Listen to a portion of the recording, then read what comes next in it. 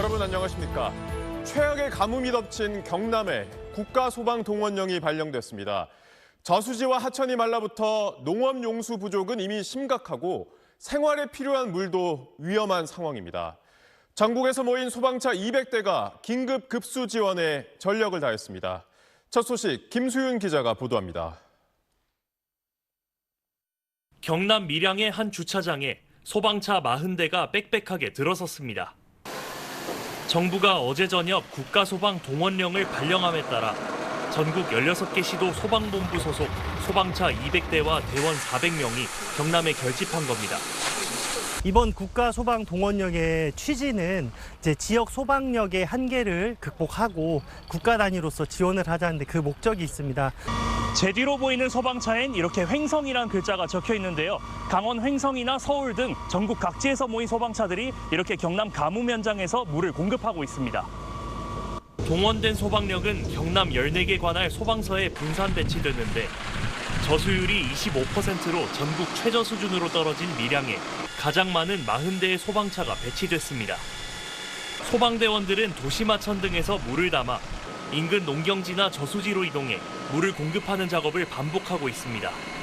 수원지를 각각 차량마다 배정받은 다음에 구수룡지로 가가지고 물 받고 바로 이제 급수하는 데로 와서 물 뿌려주고 계속 반복했던 것 같습니다. 가뭄으로 국가소방동원령이 발령된 건 지난해 8월 저수율이 13%까지 떨어졌던 강릉에 이어 이번이 두 번째라 이번 작전에 투입된 강릉 소방대원들의 감회는 안 달랐습니다. 새벽 3시에 출발했어요. 새벽 3시예요. 작년에 많은 도움 받았었는데 이렇게 갚을 수 있어서 보람되고 괜찮습니다. 마음 좀 편해졌어요. 가뭄과 폭염의 영향으로 경남의 농경지 2121헥타르에서 피해가 난 것으로 잠정 집계된 가운데 오늘 하루만 4,700톤가량의 물이 농업용수로 공급됐습니다. 아프죠. 마음이 아프지요. 이 더운데. 매일 하루에 몇 번씩 올라갔다가 내려갔다가 지금 물 대려고 하고 있어요. 전국에서 동원된 소방력은 경남 곳곳에서 내일까지 긴급 급수 지원 작업을 진행합니다. SBS 김수인입니다. 바로 위 경북에서도 가뭄 피해와 고통이 심각합니다. 고추밭엔 해충이 번졌고 포도와 사과는 뜨거운 햇볕에 타들어가고 있습니다. TBC 정성욱 기자가 취재했습니다. 수확기를 맞은 영양군 1월면의 한 고추밭입니다. 밭에 들어가 보니 누렇게 색이 변한 고추잎이 가득하고 잎에는 미세한 퇴색 반점이 보입니다. 이 고추밭 대부분이 고온 건조성 해충인 응애 피해를 입었습니다. 응애는 습도 50% 안팎의 건조한 환경에서 산란과 증식이 활발한데 지난달부터 이어진 폭염과 가뭄으로 영양을 비롯한 북부 지역 고추 농가에 피해가 확산하고 있습니다. 응애는 무엇보다 크기가 작아서 잘 보이지가 않습니다. 그래가지고 잎 뒷면을 꼼꼼히 관찰하셔가지고 응애가 관찰되면 바로 적용약제를 살포를 하셔야 됩니다. 인근 포도밭도 일소 햇볕 대임 피해를 받습니다. 출하를 앞두고 전체 생산 물량 가운데 상처가 난 20% 정도를 속아내 마음이 무너집니다. 열에 인해서 화상 입는 거나 마찬가지죠. 너무 뜨겁다 보니까 이제 작년보다도 또 좀 심한 것 같아요. 가면 갈수록 더 자꾸 심해지는 것 같아요. 사과 주산지인 청송 지역에서도 사정은 마찬가지입니다. 일부 사과 농가에서 햇볕 대임에다 병해충 피해까지 생겨나고 있어 걱정입니다. 여기에 가뭄이 장기화하면서 용수 확보 전쟁까지 이중고를 겪고 있습니다.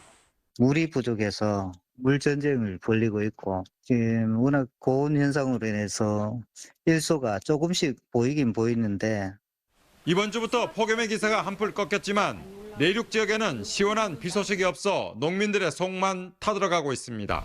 TBC 정서옥입니다. 가뭄을 해결하려면 비가 좀 와줘야 할 텐데요. 어제 일본에 상륙한 15호 태풍 차놈은 오늘 동해에서 소멸했고 이 태풍이 남긴 수증기가 우리나라로 들어오고 있습니다. 하지만 바짝 마른 땅을 충분히 적시기엔 부족할 걸로 보입니다. 정구희 기자가 자세히 전하겠습니다. 지난밤 15호 태풍 차놈이 상륙하며 직접 영향권에 든 일본 도쿄. 강풍에 우산을 쓰고 가기가 힘들 정도입니다. 도심 곳곳에서 가로수가 쓰러져 도로를 가로막았고 공사장 구조물이 바람에 뜯겨나가면서 철골이 위태롭게 흔들거립니다. 하네다 공항에선 항공기 60여 편이 결항됐습니다. 태풍 차놈은 일본이 지난 1951년 기상통계 작성을 시작한 이래 처음으로 일본 동부인 이바라키현에 상륙한 태풍입니다.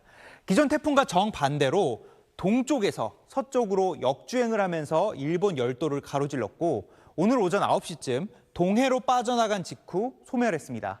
태풍이 소멸한 건 우리나라에 부는 바람과도 관련이 있습니다. 오늘 아침 기온이 뚝 떨어졌죠. 서울 기온이 21.3도까지 내려가면서 8월 들어 가장 선선했는데 우리나라 북쪽에 자리 잡은 고기압이 계속해서 차가운 북동풍을 불어넣고 있기 때문입니다. 이 차가운 북동풍에 태풍의 구조가 더 빠르게 약해지면서 태풍이 동해로 빠져나가자마자 소멸한 겁니다. 현재 위성 영상을 한번 보면요. 이렇게 태풍이 존재하고 있었다가 지금은 태풍의 구조가 무너지면서 수증기만 남았고 이게 천천히 우리나라로 들어오고 있습니다. 레이더를 한번 보면 동쪽 지역에 보시는 것처럼 이렇게 오늘부터 비를 뿌리기 시작했는데 내일까지 강원 동해안과 경북 동해안에는 10에서 50mm, 부산과 울산 등 경남 해안에는 10에서 40mm의 비가 내리겠습니다. 가뭄이 극심한 영남 내륙과 호남 그리고 충청도 내륙에는 태풍이 남긴 수증기로 대기가 불안정해지면서 국지적인 소나기가 오는 곳이 있겠습니다. 극심한 가뭄에 반가운 단비는 되겠지만 현재로선 가뭄을 해결할 정도의 많은 비는 내리기 어려울 전망입니다. SBS 정부입니다. 정부의 세제 개편안 등 부동산 정책에 대한 반발이 커지자 민주당이 오늘 정부 관계자들과 함께 점검에 나섰습니다. 과감하고 빠른 공급을 주문했고 청년 세대의 우려도 정부에 전달하며 부동산 민심 달래기에 나섰습니다. 당권 주자 중에서도 세제 개편안을 전면 수정해야 한다는 제안이 나왔습니다. 보도에 하정현 기자입니다. 주택 공급과 세제 그리고 금융 등 부동산 정책 전반을 점검하겠다는 민주당 내 주택시장 안정화 TF의 첫 회의. 이학원 금융위원장, 재정경제부와 국토교통부의 차관 등 정부 관계자들도 참석했습니다. 내일 정부가 주택 공급 방안과 금융 종합 대책을 발표할 예정인 가운데 민주당은 서울 등에서 주택 공급의 병목 현상이 계속되고 전월세 시장의 불안도 커지고 있다며 모듈러 건축 방식의 활성화 등을 통한 공급의 속도전을 강조했습니다. 단기간 내 공급이 가능한 도시형 생활주택이나 오피스텔 등 비아파트의 공급을 늘리는 제도 개선, 모듈러 방식의 도입을 통한 과감한 공급 속도 제고도. 이어진 비공개 회의에선 주택 공급의 실제 착공 시기를 구체적으로 밝히자는 의견 등이 제시된 걸로 알려졌습니다. 한 참석자는 두루뭉술한 공급 대책 대신 착공 시기는 얼마나 앞당길지, 금융 지원도 몇 가구가 어떤 혜택을 받게 되는지 구체화해 시장 신뢰를 높여야 한다는 주문이 있었다고 전했습니다.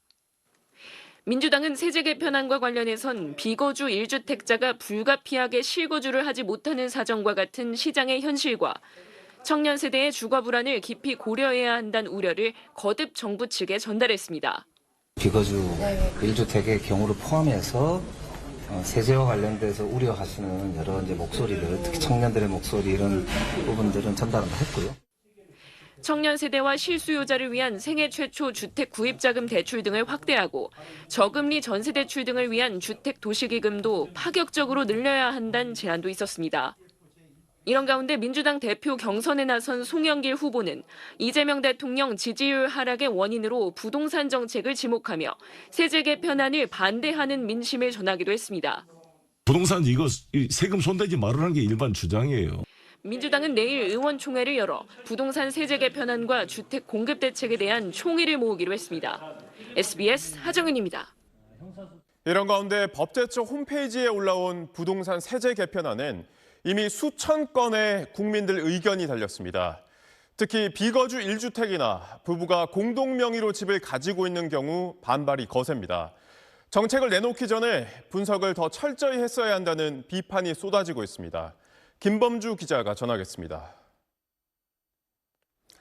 법제처 홈페이지입니다. 종합부동산세법 개정안 입법 예고가 올라 있는데 5천 건이 넘는 의견이 이미 달렸습니다. 비거주 1주택자나 공동명의까지 세금 올리는 건 문제다 등등의 여러 의견이 지금 달리고 있습니다. 자, 그럴 만도 한 게 서울 수도권에서 집주인이 자기가 살지 않는 집을 전월세로 빌려준 경우가 210만 가구입니다. 다주택자가 섞여 있어서 이걸 걸러내고 비거주 1주택자만 따지면 한 100만 명 안팎이 될 걸로 추정이 됩니다.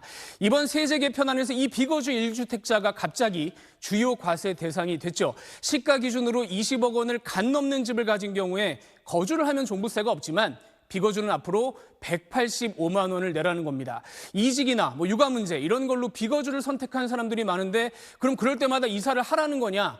20억 아파트를 사고 팔면서 이사를 하면 취등록세, 중개수수료 1억 가까이 빠지는데 이걸 지금 나보고 내라는 거냐? 불만이 나옵니다. 부부 공동명의 문제도 있죠. 지금은 공시가격 18억 원까지 비거주를 해도 종부세 계산할 때 기본공제를 해주는데 앞으로 이게 8억 원으로 줄어듭니다. 단독명의일 때보다도 오히려 적습니다. 집 공동명의로 하면 종부세 깎아주겠다고 6년 전에 2020년에 국회에서 법을 고친 겁니다. 그 결과 지금 서울의 아파트, 빌라, 오피스텔 공동명의로 돌린 사람이 지금 150만 명 이상으로 늘었습니다. 정부는 비거주 1주택 공동명의 때문에 세금을 더 내야 하는 사람들이 몇 명인지, 얼마를 더 내는지, 시장에 어떤 영향을 미칠지 모의평가, 분석을 했다면서도 결과를 내놓지 않고 있습니다. 정부는 비거주 이유를 다양하게 늘려주겠다. 공동명의도 한 사람 이름으로 세금을 낼 수도 있다. 수습책과 해명을 내놓고 있습니다. 하지만 통계와 분석을 처음부터 꼼꼼하게 한 뒤에 국민들한테 정책을 내놨어야 한다는 지적을 받아들일 필요가 있어 보입니다. SBS 김범주입니다. 추가 공급을 포함한 정부의 부동산 대책 발표가 임박했습니다. 정부가 공급의 속도전을 예고하고 있지만 2018년 처음 발표된 3기 신도시도 아직 입주까지는 갈 길이 먼 상황입니다. 백운 기자가 현장을 취재했습니다. 지난 2018년 말 3기 신도시로 발표된 경기도 하남 교산지구. 곳곳에 중장비가 서 있고 기반을 정비하는 작업이 진행 중입니다. 교산지구에서 처음 본청약이 이뤄진 곳으로 1,100여 가구가 들어설 예정인데 공사 속도는 더딥니다. 이곳의 주택 공정률은 여전히 0%입니다. 사전 청약 당시 입주 예정 시기는 내년 3월로 안내됐는데 현재 그보다 2년 넘게 미뤄진 상황입니다. 정부를 믿고 기다리다 내 집 마련을 못하는 거 아닌가 이렇게 해서 일부는 사서 가시는 분들도 여럿 봤습니다. 다른 3기 신도시들도 현재 입주까지 이뤄진 곳은 없고 올해 말 인천 계양에서 3기 신도시 첫 입주가 이뤄질 예정입니다. 현장에선 가장 큰 지연 원인으로 토지 보상 절차를 꼽고 있습니다. 하남 교산은 보상 시작 뒤 조성공사 착공까지 33개월이 걸렸고 인천 계양 30개월, 남양주 왕숙 2지구 22개월 등 6개 지구에서 평균 23개월이 걸렸습니다. 송파 인접인데 불구하고 집가 낮거든요. 그러니까 주민들이 원하는 가격하고 그다음에 LH가 제공하는 감정가하고는 괴리가 크다. 토지 보상이 끝나도 실제 이주가 늦어지면서 철거와 착공이 함께 밀린 경우도 있습니다. 전문가들은 보상 절차와 이주 준비를 함께 진행하는 방안을 검토할 필요가 있다고 지적합니다. 지금은 토지 보상을 끝낸 다음에 이주를 하는데 미리 이주 단지라든지 시설을 조성해서 보상과 동시에 이주가 이루어질 수 있도록 해야 아마 오는 12월부터는 보상이 마무리된 이후에도 토지나 건축물을 넘기지 않고 퇴거를 거부하는 경우에는 최대 1,000만 원의 이행 강제금이 부과될 수 있습니다. 하지만 보상에 협조한 주민에게 장려금을 주는 방안은 국회 문턱을 넘지 못하고 있습니다.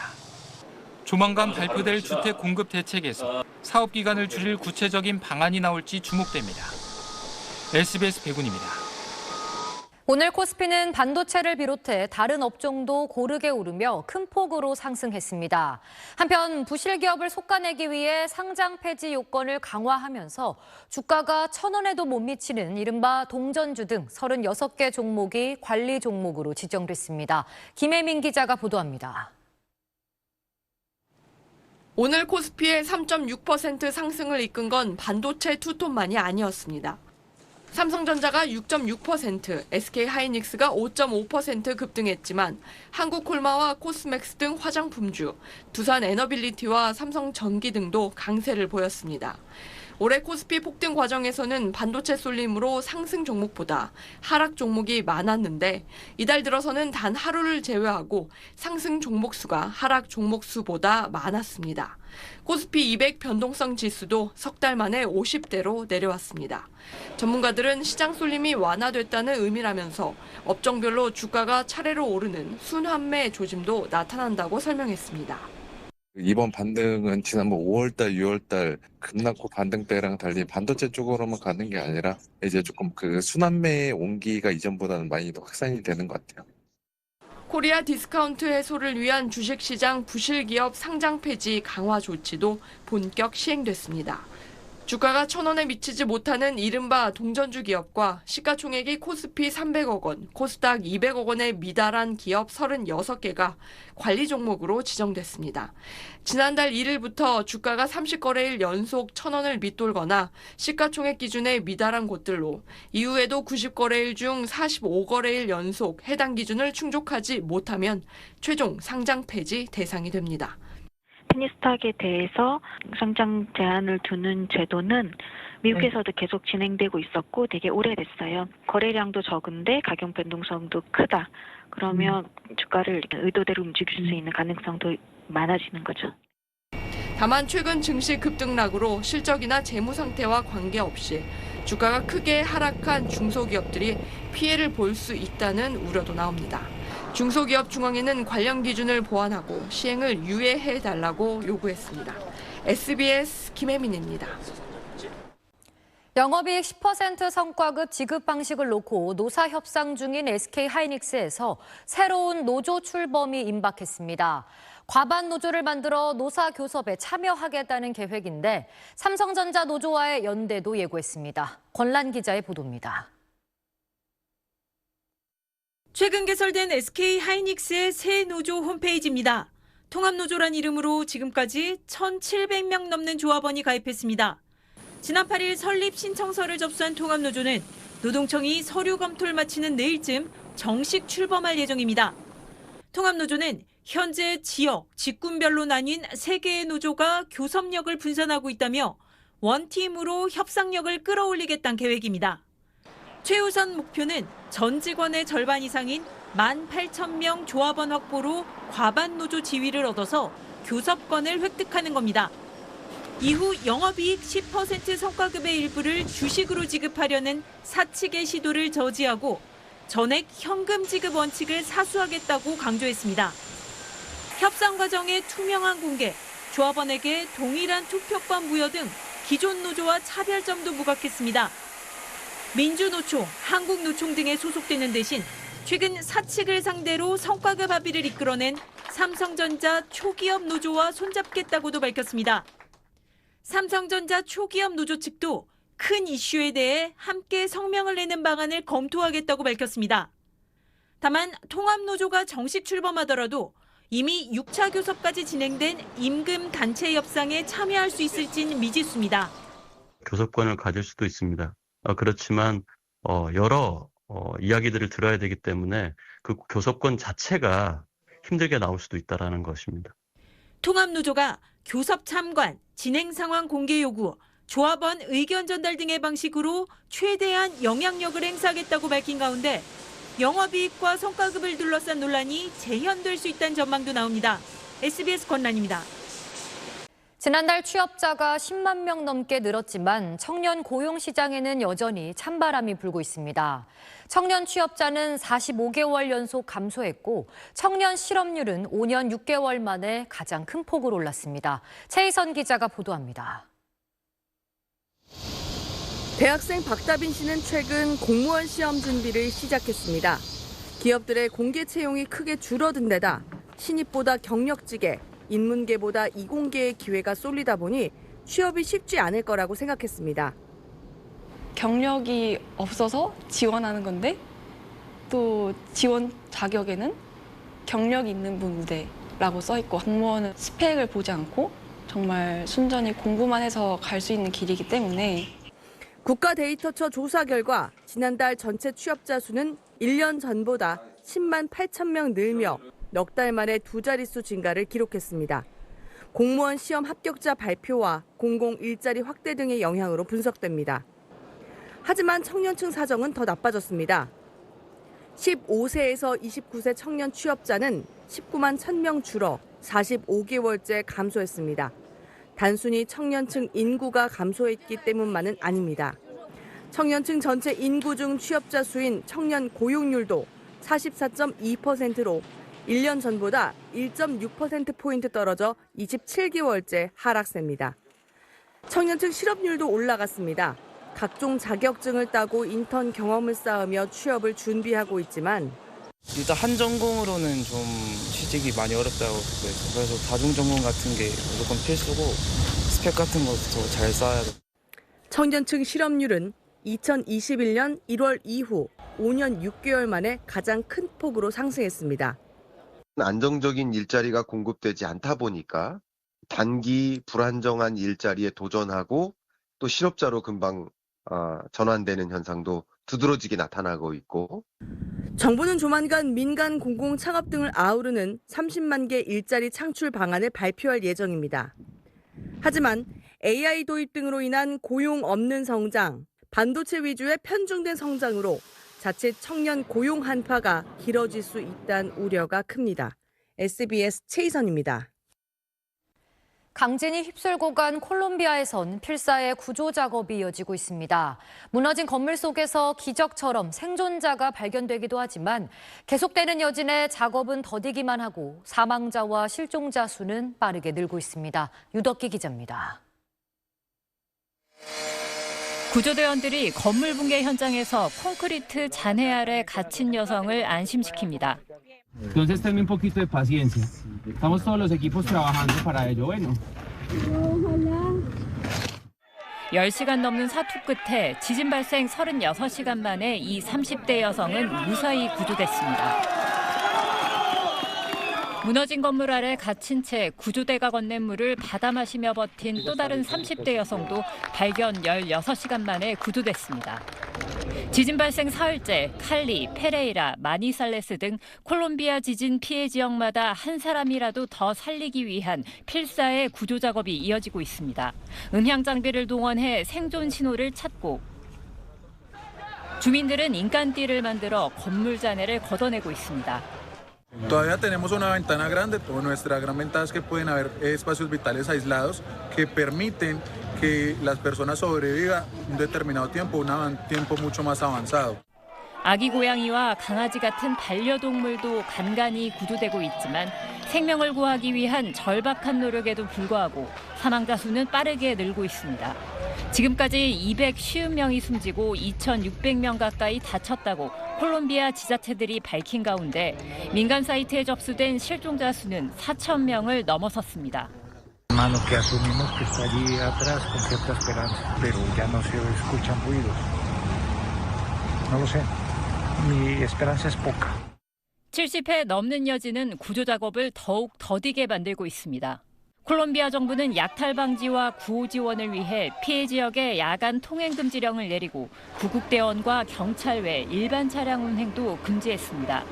국제사회가 구조대 파견과 물품 지원에 나선 가운데 우리 정부도 국제구호기구를 통해 100만 달러, 약 14억 원 규모의 지원을 하기로 했습니다. SBS 유덕기입니다. 서울을 비롯한 수도권은 폭염이 한풀 꺾였다고는 해도 한낮에는 여전히 뜨거운데요. 올여름 이렇게 기록적인 더위에도 매일 밖에서 일해야 했던 건설 노동자들의 하루를 이세현 기자가 직접 경험해봤습니다. 오늘 낮 서울의 한 아파트 공사 현장. 그늘 하나 없는 떼약볕 아래에서 작업이 한창입니다. 열화상 카메라로 보니 달궈진 지표면과 작업 중인 노동자가 쓰고 있는 헬멧이 똑같이 붉게 물들었습니다. 취재진도 간단한 작업에 참여해봤습니다.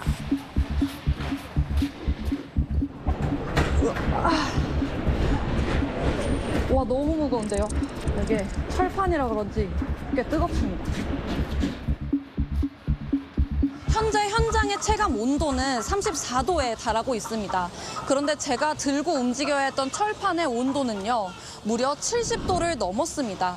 그렇다 보니 저는 잠깐만 들고 일을 했을 뿐인데 어지러울 정도로 현장이 무척 더웠습니다.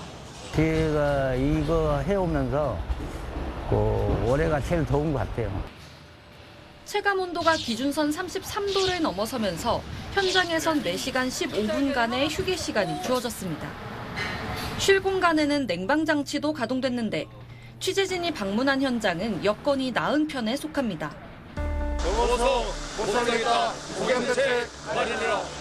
민주노총이 올여름 건설 현장 근로자 2,500여 명을 대상으로 한 설문조사에서 절반가량이 폭염에도 중단 지시 없이 일하고 있다고 답했습니다. 개정된 안전복의 규칙에 따라 작업장, 냉방시설과 개인용 보냉장고를 모두 싣고 픈 사람은 20.6%에 지나지 않는다. 법으로 정한 최소한의 보호장치가 없는데도 생계를 위해 그저 참고 일을 하는 상황이 현장에서 발생한다는 겁니다. 실제로 폭염이 극한에 달했던 지난주 아예 멈춰선 건설 현장이 많았는데 그만큼 임금이 줄어드는 만큼 대책이 필요하다는 게 현장의 의견입니다. 여기 오신 분들은 참고 어느 정도 참고 하는데 이제 이렇게 더울 때는 좀 새벽 시간을 좀 조정해서 조출이라든가 그런 이용 방법을 좀 많이 좀 해줬으면 감사합니다. 전문가들은 특히 노동 강도가 높은 야외 노동자들의 경우 현장 보건 안전 감시를 더 강화하고 폭염 시 새벽 출근 등 작업 시간대를 탄력적으로 운용해야 한다고 조언했습니다. SBS 이세연입니다. 아무리 더워도 전기료 부담 때문에 집에서 선풍기 하나로 버티는 어르신들이 많습니다. 선풍기 바람으로도 충분히 시원하다는 건데 과연 우리 몸도 실제로 그렇게 느낄지 정반석 기자가 취재했습니다. 에어컨 대신 선풍기가 익숙한 어르신들. 이 에어컨이 틀어놓고 잠들면 아무것도 해오잖아요. 나 혼자 사니까 그냥 선풍기 틀고 그냥 살아.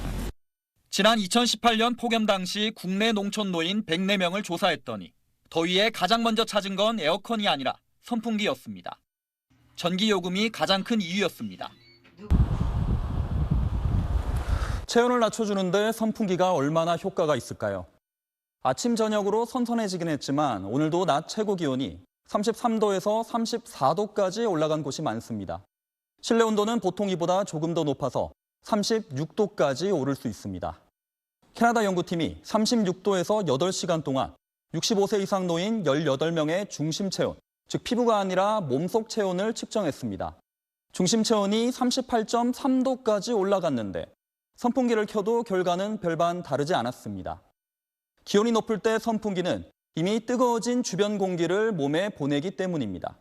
중심 체온이 39도 정도가 되면 생명을 위협하는 열사병 증상과 함께 장기에 이상이 생길 수 있습니다. 연구진은 실내 온도가 33도만 넘어도 선풍기가 체온을 제대로 낮추지 못한다고 분석했습니다. 물론 선풍기 바람을 쐬면 피부에 땀이 증발하면서 시원한 느낌을 받습니다. 캐나다 연구팀은 이걸 잘못된 안도감이라고 경고합니다. 몸속은 식지 않는데 피부만 시원하다고 느껴 필요한 냉방 조치를 하지 않을 수 있다는 겁니다. 땀 배출이 적은 고령자는 그만큼 몸속 체온이 덜 떨어져 특히 주의해야 합니다. 지금의 더위는 소위 말하면 사막에서 부는 바람이라고 보시면 됩니다. 사막에서 아무리 바람이 불어도 그게 열을 식혀주는 바람이 아니라 오히려 열을 가중시키거나 몸을 더 건조하게 만드는 상황이 되기 때문에 이제는 선풍기만으로는 버틸 수 없는 어떤 계절이 왔다라는. 세계보건기구는 에어컨을 27도로 설정하고 선풍기를 함께 틀면 전기요금을 최대 70% 줄이면서도 4도가량 더 시원해질 수 있다고 조언합니다. SBS 정반석입니다. 태어난 지 4개월 된 강아지를 길거리에서 70여 차례나 때린 주인이 경찰에 입건됐습니다. 시민의 신고로 한때 격리됐던 강아지는 결국 다시 견주에게 돌려보내졌습니다. KBC 양유찬 기자의 보도입니다. 한 남성이 작은 강아지를 데리고 걸어옵니다. 횡단보도 앞에 앉아 신호를 기다리는가 싶더니 갑자기 손을 들어 강아지를 위협합니다. 목줄을 거칠게 잡아당기고 머리를 수차례 내려치는 행동이 이어지자 보다 못한 시민이 제지하기도 합니다. 때리지 마. 알았어요. 진짜로. 걔가 문제가 있다고 그래요. 생후 4개월 된 강아지는 바닥에 몸을 웅크린 채 별다른 저항도 하지 못합니다.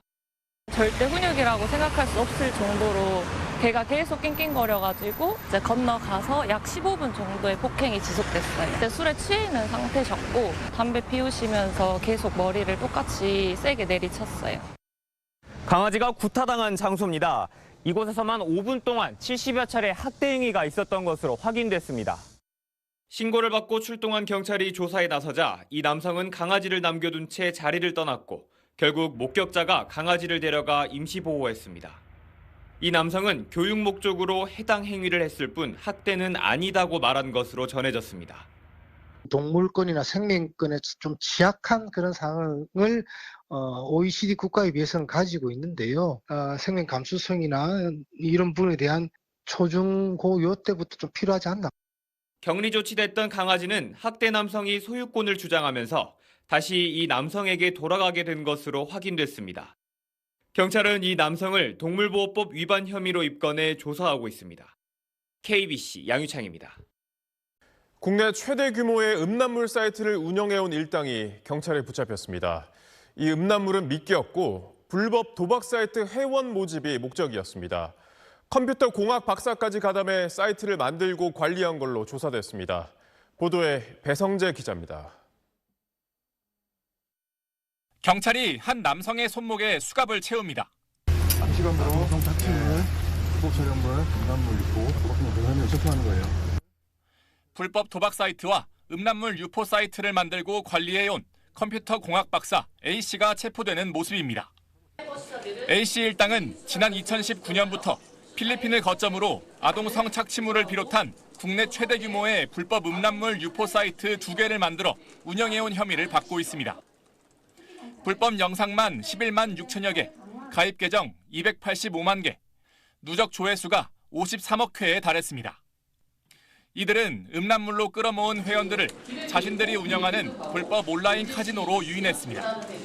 이건 단순히 음란물 사이트가 아니라 도박 사이트와 연계된 종합 솔루션 업체 같은 그런 거로 확신이 돼서 지난 5년 동안 이들이 관련된 도박 사이트의 총 베팅 금액은 약 4조 7천억 원, 범죄 수익금만 470억 원이 넘는 걸로 조사됐습니다.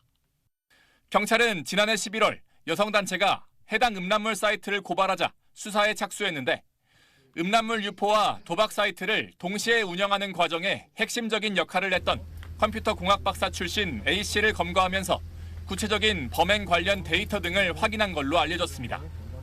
경찰은 A씨와 함께 필리핀에서 잠시 국내로 들어온 사이트 운영자 40대 B씨를 구속 송치했고 해외에 남아있는 총책 등에 대해서도 인터폴 적색 수배를 추진할 방침입니다. 이들이 운영하던 불법 사이트 10곳을 모두 폐쇄한 경찰은 470억 원 상당의 범죄 수익에 대해서도 몰수, 추징 절차를 진행 중입니다. SBS 배성재입니다. 한밤중 대전의 주택가로 경찰 특공대가 출동했습니다. 공원에 흉기를 든 남성이 다닌다는 신고를 받고 검거하기 위해 나선 건데 이 남성은 전동 톱을 들고 저항하기도 했습니다. 대치 끝에 잡고 보니 지명 수배자였습니다. TJB 김철진 기자의 보도입니다. 로프에 매달린 특공대원들이 창문을 열고 방 안으로 진입합니다. 같은 시각 현관문을 뜯어낸 대원들도 집 안으로 들이닥칩니다.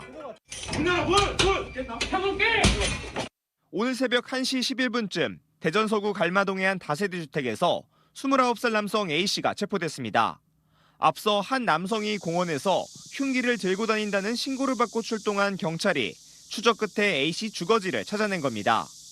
A씨는 문을 잠근 채 1시간가량 경찰과 대치했습니다. 이 과정에서 창문 밖으로 유리병을 던지고 양손에 전동톱과 방패를 들며 저항했습니다. 현장 경찰관들과 대치를 하고 있었다고 합니다. 그래서 그 대상자가 흉기랑 톱 같은 거 그런 위험한 물건을 들고 있어서 앞서 A씨는 양손에 흉기를 들고 공원 등을 배회하며 나무를 향해 흉기를 휘두르기도 했습니다. 하지만 경찰 조사에선 남들을 위협할 목적이 아닌 유튜브 등에서 본 무술 연습을 따라한 것이라고 진술했습니다. 경찰은 A씨가 음주나 약물을 복용한 상태가 아니었고 정신과 치료 병력도 없었다 밝혔습니다. 다만 A씨가 과거 부산에 머물며 업무방해 혐의로 지명수배된 상태였던 것으로 드러났습니다. 경찰은 A씨를 상대로 자세한 범행 경위를 조사 중입니다. TJB 김철진입니다. 노태학 전 중앙선관위원장의 부부 동반 해외 출장과 관련해 검경합동수사본부가 수사에 속도를 내고 있습니다. 합수보는 상대 국가들이 노 전 위원장의 배우자는 초청하지 않았는데도 이 배우자의 비공식 일정 수행에 선관위 직원 4명이 동원된 정황을 파악했습니다. 보도에 김덕형 기자입니다. 검경합동수사본부는 최근 노태학 전 중앙선관위원장의 3차례 해외 출장에 동행한 배우자가 공무수행을 했다고 볼 수 없는 정황을 포착했습니다. 해외 출장 당시 선관위 직원 4명이 노 전 위원장 배우자의 현지 관광을 수행한 사실을 파악한 겁니다. 앞서 합수본은 이들에 대한 조사를 진행했고 비공식 일정을 수행한 것이 맞다는 진술도 확보한 걸로 알려졌습니다.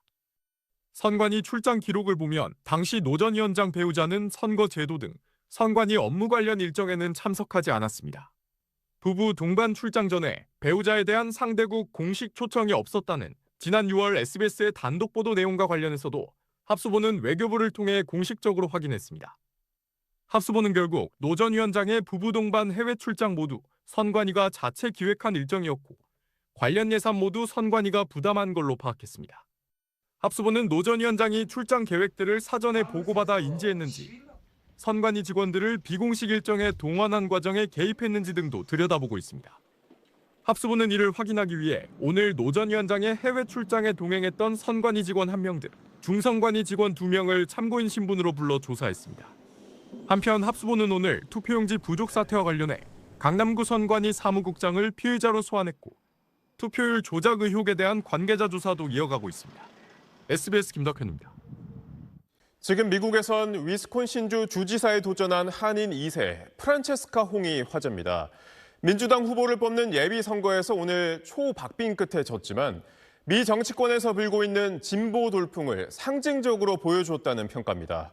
워싱턴에서 이한석 특파원입니다. 요리사 출신의 30대 싱글맘으로 위스콘신주 의회 역사상 첫 아시아계 하원 의원인 프란체스카 홍 후보. 민주당 안에서도 가장 진보적인 민주사회주의자를 자처하며 민주당 주지사 후보 경선에 나서 보편적 무상교육과 최저임금 인상 등 선명한 진보 공약으로 선풍적인 인기를 끌었습니다. Voters are telling me they want solutions for permanent affordability, to tax the ultra-rich, to make sure we're getting corruption like he is out of politics.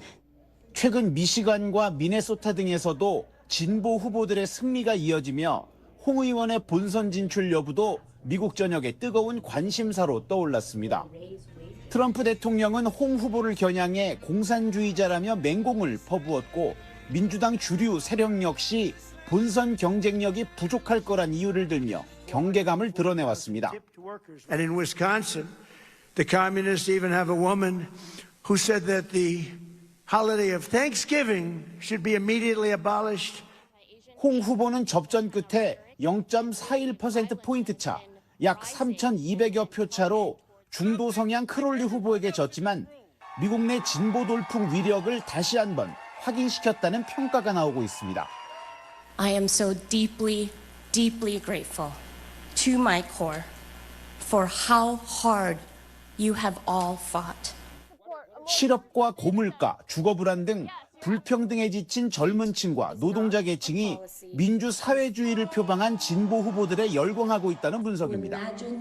대표적 경합주를 흔들어 놓은 한인 2세 정치인의 대담한 도전은 미완에 그쳤지만 미국 정치권 진보 열풍은 계속될 걸로 보입니다. 워싱턴에서 SBS 이한석입니다. 유럽 전역을 덮친 폭염과 가뭄에 유럽 산업의 핵심 수로인 라인강까지 마르고 있습니다. 물류 운송에 차질이 빚어지자 독일에선 기업들이 불가항력, 즉 계약 불이행을 선언하고 있습니다. 파리 권영인 특파원입니다. 독일 라인강 주요 물류 거점인 카우프입니다. 과거에 강을 오가는 선박들로부터 세금을 받던 팔츠그라펜슈타인 성 주변은 맨땅이 돼버렸습니다. 카우프 수위 측정소 수치가 16cm로 떨어졌는데 이번 주말엔 사상 최초로 한 자릿수로 내려갈 전망입니다. Kaup ist quasi ein Richtwert. Wenn Schiffe vom Niederrhein hier ins Gebirg fahren, so sagen wir die Mittelrheinstrecke, und weiter dann in den Oberrhein fahren. 현재 배가 다니는 물길 수심은 1.29m인데 더 말라가고 있어서 이번 주말이면 뱃길이 끊길 거란 경고가 나왔습니다. 이렇게 되면 스위스 알프스에서 발원해 독일을 거쳐 네덜란드까지 이어지는 라인강 뱃길이 둘로 쪼개지는 겁니다. 라인강을 따라 주요 생산시설이 있는 독일 산업계는 직격탄을 맞고 있습니다. 현재 일부 바지선은 평소 적재량의 20%만 싣고 운항 중입니다. 운임도 6월보다 2배나 올랐습니다. 보통 배 한 대에 트럭 60대 분량이 실리는데 도로나 철도망 부족 등으로 육상을 통한 운송에는 한계가 있습니다. 이 때문에 불가항력 선언을 하는 기업까지 나왔습니다. 불가항력 선언은 자연재해 등으로 계약 의무를 이행하지 못할 때 책임을 면하기 위해 알리는 조치인데 화학기업 코베스트로는 라인강 수위 저하로 원자재 공급과 생산, 제품 배송까지 차질이 발생해 일부 제품 납품이 어렵게 됐다고 고객사에 통보했습니다. 티센그루프와 바스프 등 독일의 대표적 제조업체들로 생산 차질은 확산하고 있습니다. Samstag liegt bei 9 Zentimetern. Das ist für uns natürlich absolut katastrophal. Wir kommen derzeit nicht mit Schiffen übers Wasser zu den Verarbeitern, aber wie gesagt nur dort, wo es möglich ist. 독일 기상당국은 라인강 저수위 문제가 오는 10월에나 해결될 것으로 보고 있습니다. 독일뿐만 아니라 유럽 전역의 폭염과 가뭄 피해가 커지면서 유럽연합의 전체 피해액이 295조 원에 달할 거란 전망도 나오고 있습니다. 파리에서 SBS 권영인입니다. 중동 아라비아 반도 양쪽 바다에서 동시에 포성이 울렸습니다. 호르무즈 해협에선 미군이 화물선을 공격했고 홍해 입구에선 친이란 후티 반군의 미사일 공격으로 6명이 숨졌습니다. 이런 가운데 트럼프 미국 대통령은 그냥 지켜보는 게 대책이라고 말했습니다. 김용태 기자가 보도합니다. 소형 화물선에서 검은 연기가 피어오르고 있습니다. 배 윗부분은 공격받은 흔적이 뚜렷합니다. 호르무즈 대체항로인 홍해 입구 바브 엘만데브 해협에서 예멘의 친이란 후티 반군이 이집트 회사 소유 화물선을 공격했습니다. 예멘 정부 측은 후티 반군이 탄도미사일 3발을 쏴 파키스탄 선원 3명 등 6명이 숨졌다고 밝혔습니다. 지난달 20일 사우디아라비아에 대한 해상 봉쇄를 선언했던 후티는 이 배가 사우디 군수물자를 수송했다고 주장했는데 이란 전쟁 발발 이후 후티가 상선을 공격해 인명피해가 발생한 건 이번이 처음입니다. 같은 날 호르무즈 해협에선 미군 헬기가 파나마 선박을 공격했습니다. 미 중부사령부는 이 배가 이란 항구로 가면서 대이란 해상 봉쇄를 위반하려 해 공대지 정밀유도 미사일 2발로 조타 장치를 무력화했다고 밝혔습니다. 원유 수송 양대의 길목에서 동시에 포성이 울리면서 국제 유가는 또 상승했습니다.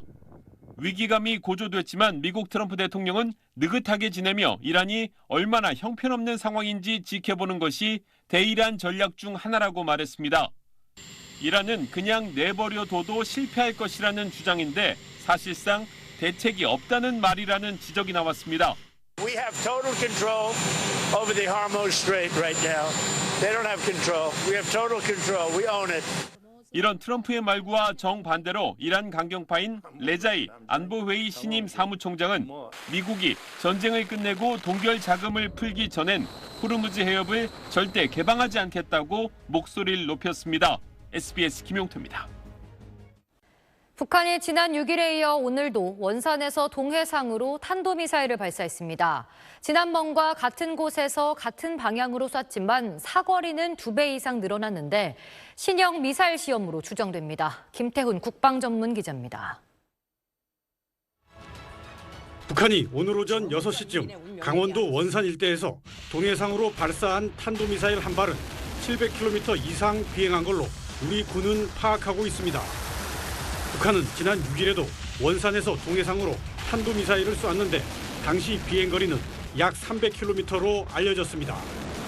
우리 군 관계자는 6일에 쏜 미사일은 비정상 비행이었고 오늘 미사일은 정상적으로 비행했다고 SBS에 말했습니다.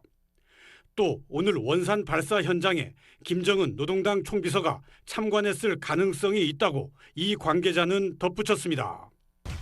기존 고체 연료 단거리 탄도미사일이라면 한 번에 2발 이상 쐈을 가능성이 크고 발사가 실패할 확률도 현저히 낮은 반면 6일과 오늘은 딱 한 발씩 발사했고 그중 한 번은 실패한 겁니다. 또 기존 단거리 미사일 발사의 경우 김정은의 참관은 별로 없었습니다. 결국 같은 장소에서 같은 방향으로 한 발씩 쏴서 한 번 실패했고 김정은 참관 가능성이 있다는 점을 종합해 우리 군은 북한이 신형 미사일을 시험 발사했을 가능성이 있다고 보고 있습니다. 러시아 수출을 위한 KN-23의 사거리 연장형일 수도 있고 아니면 기존 미사일과 다른 극초음속 추진 체계를 갖춘 미사일로 사거리 1000에서 3000km인 준중거리 탄도미사일을 사거리를 줄여서 시험 발사했을 수도 있습니다. 단거리 개량형이라면 한국과 주한미군 기지를 겨냥한 거고 극초음속과 준중거리 신형이라면 일본과 주일 미군도 사정권에 둡니다. 북한은 지난 6일 발사 땐 관련 보도를 하지 않았지만 오늘 발사는 성공한 만큼 내일 보도할 걸로 예상됩니다. SBS 김태훈입니다. 민주당 전당대회 닷새전인 오늘 마지막 TV 토론이 열렸습니다. 이번 주말 열리는 호남과 서울, 경기 순회 경선을 앞두고 새 후보는 진흙탕 싸움을 벌였습니다. 고정현 기자가 보도합니다. 8.17 민주당 전당대회 닷새전 SBS 주간으로 열린 마지막 TV 토론. 누적 득표율 1.45%포인트 차이로 정청래 후보를 앞서고 있는 김민석 후보는 지난 2022년 대선 당시 정 후보가 이른바 봉이 김선달 발언으로 불교계와 갈등을 빚어 선거를 망쳤다고 주장했습니다. 대통령 선거를 망쳐먹었는데 그에 대해서 왜 사과하지 않느냐. 그것이야말로 배신 아니겠습니까? 정 후보는 김 후보의 2002년 탈당 이력을 소환하며 배신이라고 역공에 나섰습니다. 김민석 후보님 얼굴 푸시고요. 노무현 대통령을 배신하고 탈당하고 그리고 배신한 것에 대한 트라우마가 많이 있는 것 같습니다. 정 후보는 단일 종목 레버리지 ETF의 시행령이 의결될 때 김 후보가 총리였다며 책임론을 제기했습니다. 피멍 ırd은 분들한테는 위로를 하고 그런 좀 책임 있는 발언을 좀 해주셨으면 좋겠다고 지금 계속 제가 말씀드리고 있는데 유감이고 또 죄송하다는 말씀을 오늘도 드렸습니다. 아까 드렸던 것을 기억 못하시는 것 같은데 이미 드렸고요. 제가 경과도 말씀드렸지 않습니까? 카르텔, 정치 공작 같은 날선 표현들도 쏟아졌습니다. 진보라는 이름으로 해서 일종의 카르텔처럼 당 주변에서 저는 이제 이건 끝낼 때가 됐다고 봅니다. 질문을 빙자해서 음모론을 넘어 정치 공작 차원에서 아주 익숙한 것 같습니다. 송영길 후보와 정 후보 사이에선 이재명 정부 국정과제에 대한 공방이 벌어졌습니다. 내란 종식이라는 것은 그 조국혁신당의 1호 공약이랄까요? 정신적으로 너무 조국혁신당이 경도되어 계셨던 게 아닌가 지금 이런 생각을 하고 있습니다. 지금 바로 한번 물어볼게요. 국정과제 그럼 50%는 뭡니까? 네? 국정과제 50%는 뭐예요? 민주당은 오는 15일 호남, 16일 서울과 경기에서 순회 경선을 치른 뒤 17일 전당대회에서 30%의 국민 여론조사 결과를 포함한 최종 득표율로 차기 대표를 확정합니다. SBS 고정현입니다. 국민의힘 장동혁 대표가 대여 투쟁력이 약한 일부 당협위원장을 교체하겠다는 뜻을 내비치자 당내에선 반대파를 겨냥한 게 아니냐는 반발이 나오고 있습니다. 당원들 사이에서도 장 대표 퇴진과 지지로 의견이 갈리며 대립하고 있습니다. 박찬범 기자입니다. 이달 말로 취임 1년이 되는 국민의힘 장동혁 대표가 오늘 당협위원장 물갈이를 시사했습니다. 그동안 제대로 열심히 싸우지 않았던 분들, 그런 당협위원장들이 또 다시 총선에 출마하게 된다면 우리는 패할 수밖에 없을 것입니다. 대여투쟁이 저조한 위원장은 바꾸겠다는 겁니다. 장 대표 측은 인적 쇄신이 곧 개혁이라며 연말까지 마무리할 거라고 SBS에 말했습니다. 당협위원장은 당원협의회 운영위원장의 줄임말로 국회의원 선거구에 한 명씩 있는데 지역 조직을 총괄합니다. 현역 의원은 관례적으로 위원장을 맡고 의원이 아닌 위원장들도 많습니다. 국민의힘에선 짝수의 8월 말에 임기가 끝나는데 일부는 유임 대신 당원 투표 등으로 교체하겠다는 얘기입니다. 장 대표의 물갈이 방침은 친한계 등 반대파 원내외 위원장들을 겨냥한 거란 분석이 나옵니다. 또 무소속 한동훈 의원에 대한 복당 여론을 차단하려는 포석으로 풀이되기도 합니다. 계속 무소속이시지 않기를 많은 분들이 바라고 있을 텐데요. 존경하는 한동훈 의원님. 이런 가운데 국민의힘 안철수 의원이 복당 운동권을 근절해야 한다며 당내 친한계에 날을 세우기도 했는데 당 밖에 특정인에게 봉사하고 당을 분열시키는 사람들은 차기 총선의 지원 자격에서 배제해야 합니다. 친한계 한지아 의원은 배제가 아닌 통합을 지향해달라고 되받아쳤습니다. 국민의힘의 일부 책임 당원들은 연판장 대결을 벌이고 있습니다. 장 대표를 반대하는 당원들이 퇴진 요구 서명에 당원과 시민 등 2만 7천 명이 동참했다고 밝히자 장 대표 팬카페 측은 3만 명 이상이 참여하는 지지 성명을 내겠다고 예고한 겁니다. 임기 종료까지 1년 남은 장 대표는 재신임 투표나 조기 전당대회는 전혀 고려하지 않는다며 중도 사퇴를 거부하고 있습니다. SBS 박찬범입니다.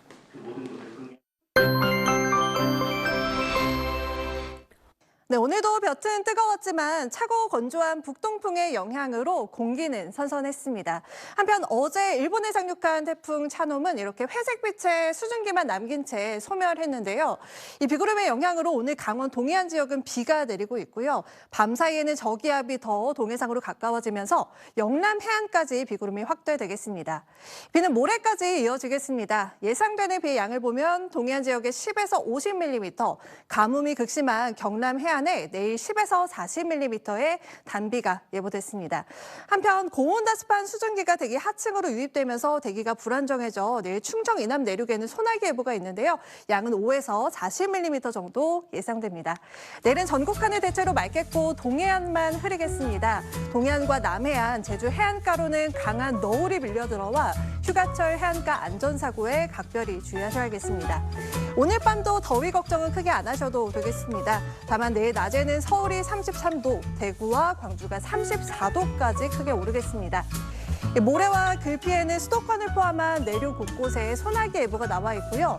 광복절인 토요일에는 제주에, 일요일 밤부터 대체 휴일인 월요일 사이에는 전국에 비가 내릴 전망입니다. 날씨였습니다. 8시 뉴스 마칩니다. 함께해 주신 여러분 고맙습니다.